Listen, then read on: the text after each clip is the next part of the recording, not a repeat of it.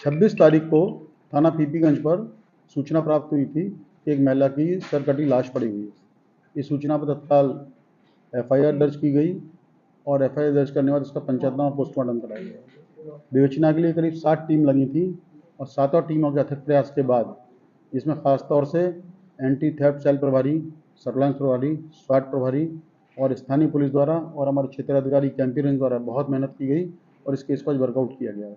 दरअसल ये हत्या महिला की पुत्रवधू और पुत्रवधू की बेटी यानी उसकी नातिन द्वारा महिला की गड़से से हत्या की गई थी और हत्या करने के बाद डेड बॉडी को बोरे में रख करके गांव के बाहर सीमा पर जो खेत था वहाँ ले आके फेंक दिया गया और उसके बाद इन लोगों द्वारा ये बताया गया कि हमारी दादी किसी द्वारा हत्या कर दी गई है।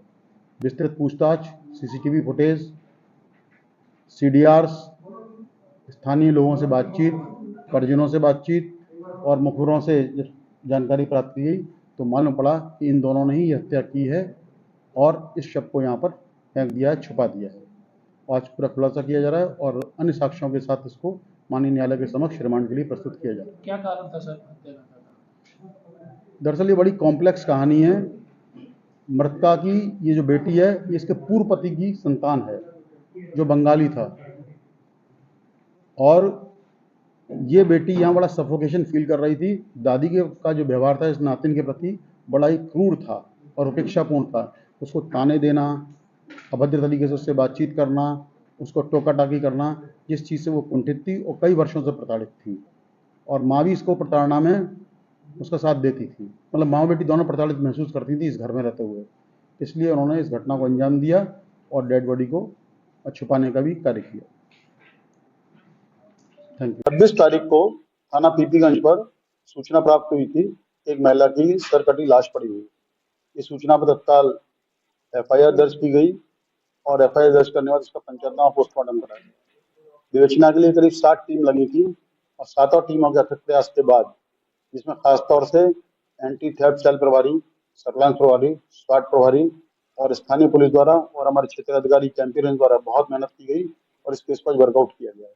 दरअसल ये हत्या महिला की पुत्रवधू और पुत्रवधू की बेटी यानी उसकी नातिन द्वारा महिला की गड़से से हत्या की गई थी और हत्या करने के बाद डेड बॉडी को बोरे में रख करके गांव के बाहर सीमा पर जो खेत था वहां ले आके फेंक दिया गया और उसके बाद इन लोगों द्वारा ये बताया गया कि हमारी दादी किसी द्वारा हत्या कर दी गई है।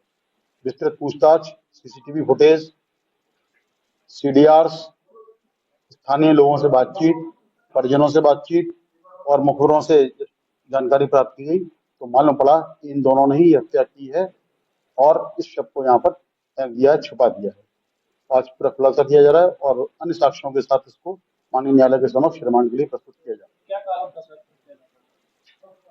दरअसल ये बड़ी कॉम्प्लेक्स कहानी है।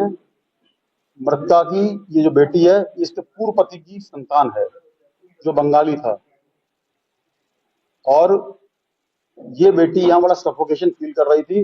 दादी के का जो व्यवहार था इस नातिन के प्रति बड़ा ही क्रूर था और उपेक्षापूर्ण था।